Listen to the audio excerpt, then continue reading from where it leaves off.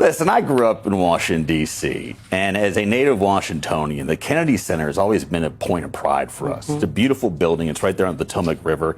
My late father's memorial service was there. It is a place that we as a country built to try and rival what was in Europe, what the Russians were doing in St. Petersburg. It is a place that every artist in the world wants to play. It is the apotheosis of the American arts community is in that building. And it has been relegated to a cheap Atlantic City casino.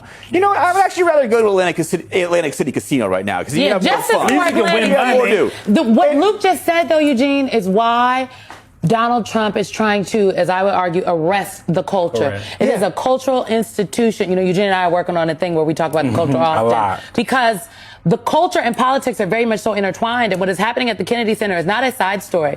And whether we're talking about Orban in Hungary or Erdogan in Turkey, Putin in Russia, they all have tried to arrest the culture in different ways, make themselves the symbol of cultural legitimacy, because the culture tells you what is cool, what is appropriate, what is acceptable. And if you can arrest the culture, so many other things. Lee Greenwood will never be cool, I'll tell you that. He don't know that he wants to be. The thing that really shook me is we will not let them cancel shows without consequences. That is a crazy thing to hear anyone who is getting money from the taxpayers in this country, because in this country, I've been told that the First Amendment is very important. Republicans love the First Amendment. Remember when they're always saying, we can't say anything. We can't joke about anything. They want to say all the slurs. They want to say whatever they want, but they don't want to allow an artist to decide when and how and where they want to operate and show their art. It is a shocking thing to hear anyone who works for the president to say, and I think we should be paying a lot of attention to. It's interesting because the first time around, he was ignored by the Kennedy Center. He essentially wouldn't That's why we're here now. He wouldn't go to the honors, right? They were run, they have a lot of benefactors in the area, a lot of rich people for both sides of the aisle running the place. Everything was sort of copacetic.